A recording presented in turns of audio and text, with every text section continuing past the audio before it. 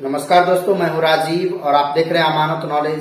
दोस्तों, आज हम जानकारी प्राप्त करेंगे कि दादाजी के नाम से जमीन है, तो उस जमीन को पिताजी और चाचा जी के नाम कैसे करवाएं। तो दोस्तों, इसी को जानेंगे और जानने से पहले आप हमारे चैनल पर नए हैं तो चैनल को सब्सक्राइब कर लीजिए और बेल आइकन प्रेस कर दीजिए, क्योंकि जमीन संबंधित नॉलेजेबल वीडियो मैं आपके लिए लाता रहता हूं। चलिए एक जानकारी प्राप्त करते हैं।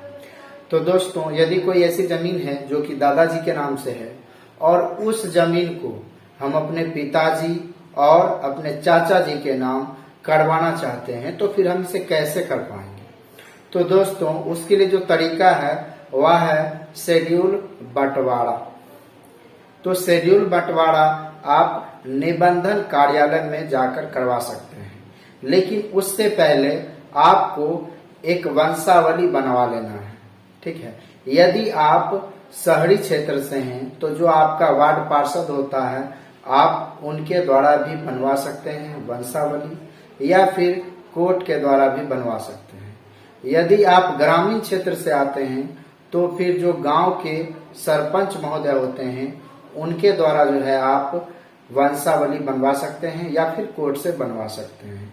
तो एक वंशावली आपके पास हो जाएगा।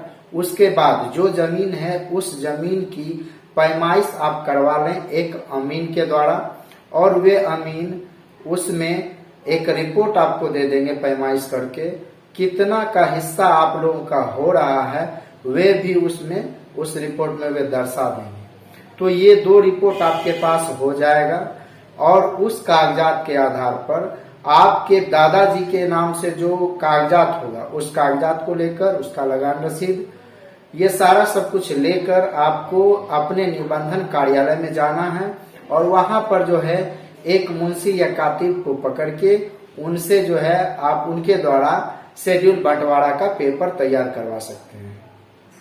उसमें आपको 1000 का स्टाम्प पेपर पे ही करवाना है सब कुछ।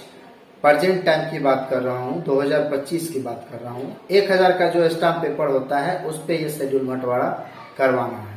शेड्यूल बंटवारा का जब मैटर रेडी हो जाएगा तब उस पर जो है रजिस्ट्रार के द्वारा जो है सिग्नेचर मोहर उस पर किया जाएगा, तो वो पेपर आपका रेडी हो जाएगा। जब वो पेपर आपका रेडी हो जाएगा तो उसके तहत जो है आप यानी उस पेपर के द्वारा उस पेपर के आधार पर आप जो है अपने दादाजी के नाम से चल रहे जमाबंदी को अलग अलग करवा सकते हैं। आपके पिताजी के नाम से जितना शेयर होगा जितना हिस्सा होगा वो जमाबंदी अलग हो जाएगा। आपके चाचा जी के नाम से जितना शेयर होगा जितना हिस्सा होगा उनका जमाबंदी अलग हो जाएगा। तो इस तरीके से आप करवा सकते हैं।